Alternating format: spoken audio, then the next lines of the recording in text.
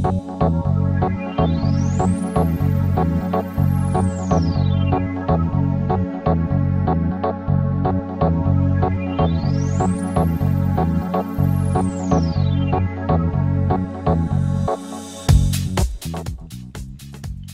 going on, YouTube? Today we're going to do a really fast smoky eye, and I'm using mainly Ofra Pro Cosmetics. I ran into them at the makeup show and their stuff looked really cool, so I decided to give them a try today. Look how cool it is on the inside, all these different eyeshadows and blushes, and you know, they have brushes and lipstick, you know, all that other good stuff. The case was cute, so I got it. I'm going to use it. And this is a smoky eye specifically for hooded eyes. It can work for anybody, but you know. Here's my new go-to eyebrow pencil. It is by Artistry. There's going to be a link below.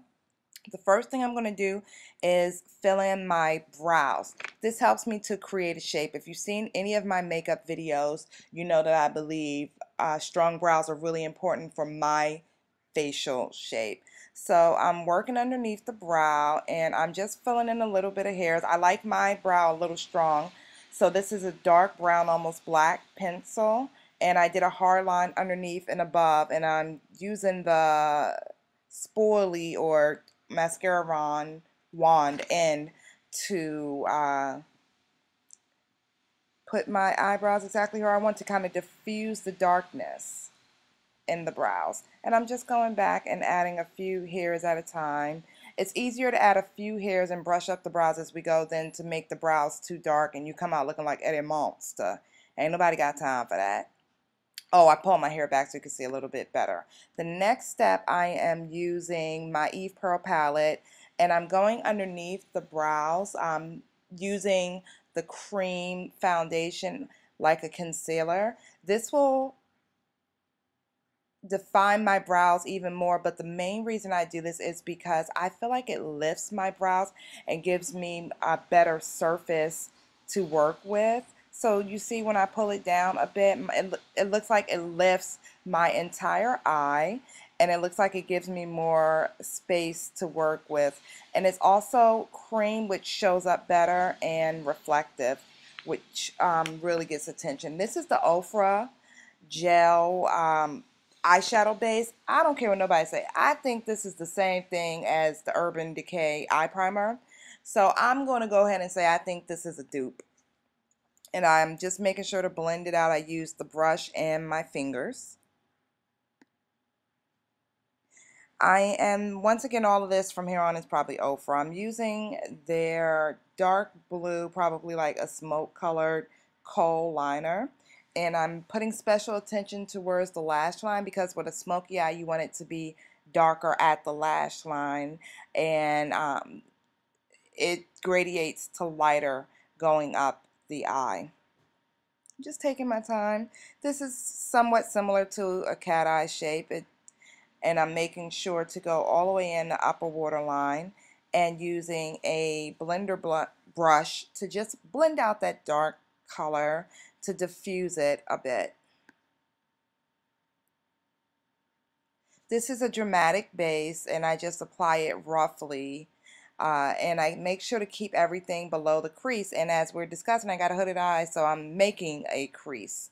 Now I'm going in with a really dark colored bluish gray with my eyeshadow brush, and I'm putting that directly on top of the kohl liner, and I'm taking it a little further up. This is going to help me with the gradation, and it's going to help it appear like it's getting lighter. Smoky, gradation, ombre, it all is a very similar effect.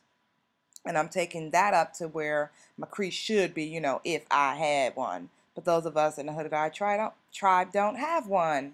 So now my blending brush, and most of these brushes are going to be Delium 2 brushes. You'll see the occasional Royal and Langnickel brushes too.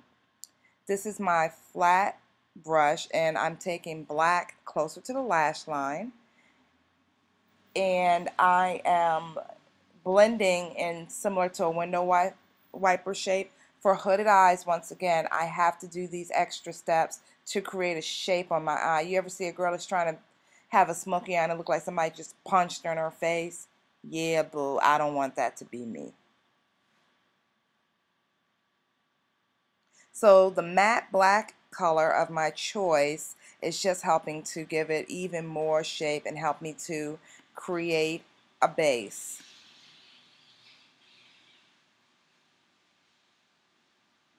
Oh, and if that color at the lash line wasn't deep enough, instead of using a kohl liner, you could have always used gel. I like to clean up underneath my eyes with a sponge. And notice how I'm making sure to shape my eyes up. I'm following the bottom lash line and removing the color that way. This is the kohl liner I'm taking to my lash line and waterline. It's the same color that I use on top. And that's just some banana powder. You know, I like to find an easy way of doing things, and that ends up being a good color for me. So I'm blending out the banana powder on the top of my eye. Now, once again, to create my shape, I take a bigger blending brush and a dark brown powder. It was in that Ofra set, and I'm going down the bridge of the nose and the top of the eye underneath the brow, just mainly to shape my eye. A lot of other people do that to shape the nose.